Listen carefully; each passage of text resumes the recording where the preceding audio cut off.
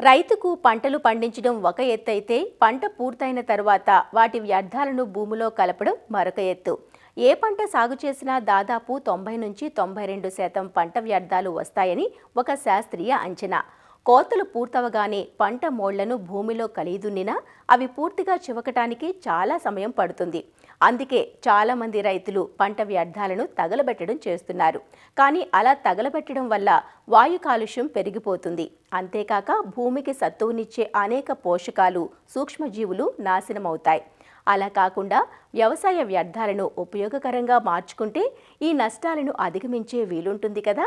మరి పంటల సాగులో వచ్చే వ్యవసాయ వ్యర్థాలను సమర్థంగా ఎలా వినియోగించుకోవచ్చునో తెలియజేస్తున్నారు పశ్చిమ గోదావరి జిల్లా ఉండి కృషి విజ్ఞాన కేంద్రం శాస్త్రవేత్త డాక్టర్ పొడపాటి వినయలక్ష్మి.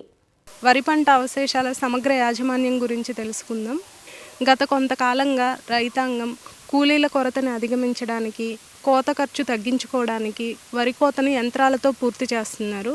ఈ కోత మిషన్లు వరి దుబ్బులను నేల మట్టానికి కోయకపోవడం, అలాగే కోత మిషన్లతో కోసినటువంటి గడ్డి పశువులకు మేతగా ఉపయోగపడకపోవడం, అలాగే గడ్డి పొలంలో ఎక్కువగా ఉన్నందున దమ్ములు సరిగ్గా జరగకపోవడం వంటి కారణాల వలన రైతాంగం ఎక్కువగా పొలంలో మిగిలినటువంటి వరిగడ్డిని తగలబెట్టడం అనేది జరుగుతూ ఉంది.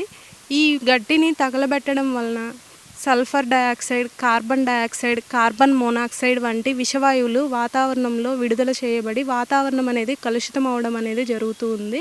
భూమి ఉపరితలం పైన ఉష్ణోగ్రతలు పెరగడం, అలాగే సకాలంలో వర్షాలు పడకపోవడం, పడకూడని టైంలో వర్షాలు పడడం, వర్షాలు ఒకేసారి ఎక్కువగా పడడం, ఇలాంటి ప్రకృతి వైపరీత్యాలు కూడా మనం ఎక్కువగా చూస్తూ ఉన్నాము.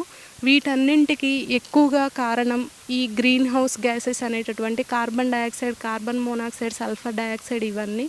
అయితే ఈ వరి పంట అవశేషాలు ఎక్కువగా తగలబెట్టడం వలన ఈ విషవాయువులు ఎక్కువగా వాతావరణంలోనికి విడుదల చేయబడి వీటి ద్వారా భూ ఉపరితలం మీద ఈ విషవాయువులు అనేవి ఎక్కువ అవుతూ ఉన్నాయి. ఈ గడ్డిని తగలబెట్టినప్పుడు విడుదల అవబడేటటువంటి నుసి, పొగ ఇటువంటివి ఊపిరితిత్తుల్లో పేరుకుపోయి మనుషుల్లో బ్రాంకైటిస్, ఆస్తమా వంటి శ్వాసకోశ సంబంధ వ్యాధులు కూడా చాలా వరకు చూస్తూ ఉన్నాము. వరి పంట అవశేషాలు తగలబెట్టినప్పుడు విడుదలయ్యేటటువంటి ఉష్ణోగ్రత భూమి లోపల 1 సెంటీమీటర్ లోతు వరకు వెళ్ళి భూమి లోపల ఉండేటటువంటి మేలు చేసే సూక్ష్మజీవులు, బ్యాక్టీరియా సంఖ్య తగ్గిపోయి చీడపీడల ఉధృతి అనేది ఎక్కువ అవడం కూడా గమనిస్తూ ఉన్నాము. 1 టన్ను వరిగడ్డిని తగలబెట్టడం వలన భూమి 5.5 కిలోల నత్రజని, 2.3 కిలోల భాస్వరం, 2.5 కిలోల పొటాషియం, అలాగే సేంద్రియ కర్బనం కూడా నష్టపోతుంది. కాబట్టి ఈ పంట వ్యర్థాలని తగలపెట్టకుండా నేలలో కుళ్ళబెట్టగలిగితే గనక పంట వ్యర్థాలు చాలా వరకు భూమికి సేంద్రియ ఎరువుగా ఉపయోగపడతాయి. పంట వ్యర్థాల వినియోగానికి ప్రత్యామ్నాయ మార్గాలు గనక చూసుకున్నట్లయితే వరిగడ్డిని కంపోస్ట్గా తయారు చేయడం వలన మంచి సేంద్రియ ఎరువు అనేది తయారవ్వడం జరుగుతుంది. పుట్టగొడుగుల పెంపకంలో బెడ్డింగ్ మెటీరియల్గా వరిగడ్డిని ఉపయోగిస్తారు. అటువంటి వారికి కనుక మనం వరిగడ్డిని అమ్మినట్లయితే రైతుకి కొంచెం ఆర్థిక ఆదాయం కూడా చేకూరుతుంది.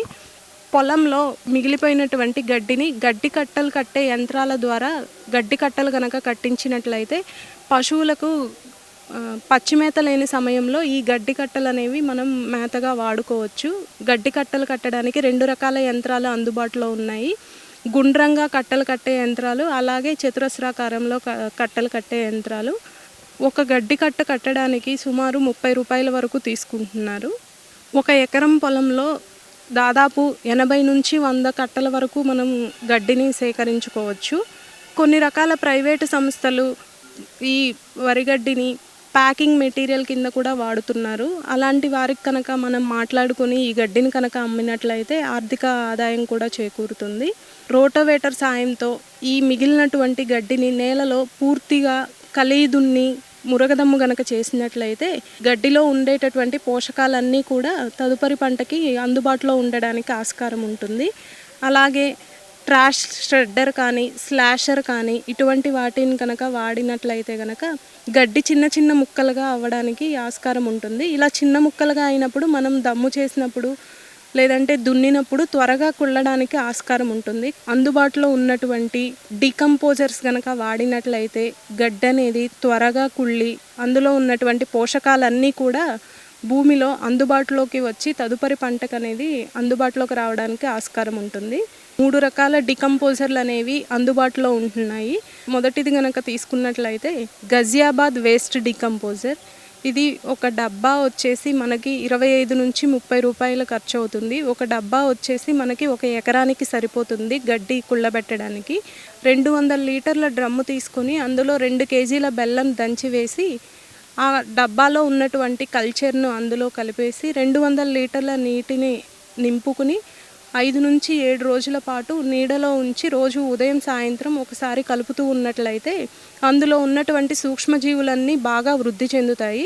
ఆ తరువాత వారం రోజుల తరువాత మనం పంట కోసిన తర్వాత అవశేషాల మీద పిచికారీ చేసుకోవచ్చు లేదా నీటి ద్వారా పారించుకోవచ్చు. ఇలా చేసినట్లయితే గడ్డి మనకి 20 నుంచి 25 రోజుల్లో చక్కగా కుళ్ళిపోయి అందులో ఉన్నటువంటి పోషకాలన్నీ కూడా తదుపరి పంటకి అందుబాటులోకి రావడానికి ఆస్కారం ఉంటుంది. అలాగే రెండవ డీకంపోజర్ చూసుకున్నట్లయితే పూసా డీకంపోజర్. ప్యాకెట్ రూపంలో అందుబాటులో ఉంటుంది. ఒక ప్యాకెట్కి వచ్చేసి 4 ట్యాబ్లెట్స్ ఉంటాయి. 4 ట్యాబ్లెట్స్ 1 ఎకరానికి సరిపోతుంది. 5 లీటర్ల నీళ్లు తీసుకుని అందులో 150 గ్రాముల బెల్లం వేసి బాగా మరిగించి ఆ ద్రావణాన్ని చల్లార్చాలి. చల్లారిన ద్రావణంలో 50 గ్రాముల శనగపిండి వేసుకుని 2 రోజుల పాటు ఒక గుడ్డ కప్పి ఉంచినట్లయితే వెలుతురు తగలకుండా అందులో ఉన్నటువంటి సూక్ష్మజీవులన్నీ కూడా బాగా వృద్ధి చెందుతాయి. 2 రోజుల తరువాత ఆ 5 లీటర్ల ద్రావణాన్ని మనం 200 లీటర్ల నీళ్లలో గనక కలుపుకొని నీడలో ఉంచేసి రోజు ఉదయం ఒకసారి సాయంత్రం ఒకసారి గనక తిప్పుతూ ఉన్నట్లయితే వారం రోజులకి మనకి ఈ డీకంపోజర్ కల్చర్ అనేది తయారవుతుంది. వారం రోజుల తరువాత మనం పంట అవశేషాల మీద గనక పిచికారీ చేసిన అలాగే నీళ్ళ ద్వారా పారించిన మనకి 20 నుంచి 25 రోజుల్లో గడ్డి అనేది శుభ్రంగా కుళ్ళిపోవడానికి ఆస్కారం ఉంటుంది. అలాగే మూడవ డీకంపోజర్ వచ్చేసి Acharya NG Ranga decomposer A and decomposer B. 1 KG decomposer A అలాగే 1 కేజీ డీకంపోజర్ బి తీసుకుని బాగా మాగినటువంటి పశువుల ఎరువు 50 కేజీల నుంచి 100 కేజీలలో కనుక కలుపుకొని పొలంలో కనుక చల్లుకున్నట్లయితే సమానంగా మిగిలిన గడ్డంతా కూడా త్వరగా కుళ్ళి అందులో ఉన్నటువంటి పోషకాలన్నీ కూడా భూమికి అందుబాటులో ఉంటాయి. ఈ విధంగా ఉన్నటువంటి 3 రకాల డీకంపోజర్లలో కూడా గజియాబాద్ వేస్ట్ డీకంపోజర్ అనేది కాస్త త్వరగా గడ్డి కుళ్ళబెట్టడానికి బాగా ఉపయోగపడుతుంది. మిగిలిన రెండింటితో పోల్చుకున్నట్లయితే మనకి గజియాబాద్ వేస్ట్ డీకంపోజర్ కానీ పూసా డీకంపోజర్ కానీ ఈ 2 కూడా అమెజాన్లోనే అందుబాటులో ఉంటాయి. అలాగే Acharya NG Ranga decomposer A and decomposer B అనేది మాత్రం మనకి అమరావతి వ్యవసాయ పరిశోధన స్థానం అమరావతిలో అందుబాటులో ఉంటుంది. ఈ 3 డీకంపోజర్లలో ఏదో ఒక దానిని వాడుకొని గడ్డిని గనక కుళ్ళబెట్టగలిగితే 30 నుంచి 40% వరకు రసాయన ఎరువుల వాడకాన్ని తగ్గించవచ్చు. అంతేకాకుండా ఈ విధంగా మనం 3 నుంచి 4 సంవత్సరాలు గనక ప్రతిసారి గడ్డిని కుళ్ళబెడుతూ ఉన్నట్లయితే గనక నేలలో సేంద్రియ కర్బనం అనేది బాగా పెరుగుతుంది. సేంద్రియ కర్బనం పెరిగినట్లయితే నేల కూడా ఆరోగ్యంగా ఉంటుంది. అలాగే సూక్ష్మజీవులు కూడా ఎక్కువ సంఖ్యలో ఉండడానికి ఆస్కారం ఉంటుంది. చీడపీడల ఉధృతి కూడా చాలా వరకు తగ్గుతుంది. కాబట్టి రైతాంగం ఈ డీకంపోజర్లు వాడి నేల ఆరోగ్యాన్ని కాపాడాలి. అలాగే పర్యావరణాన్ని కూడా కలుషితం అవ్వకుండా కాపాడాలని ఆశిస్తున్నాము.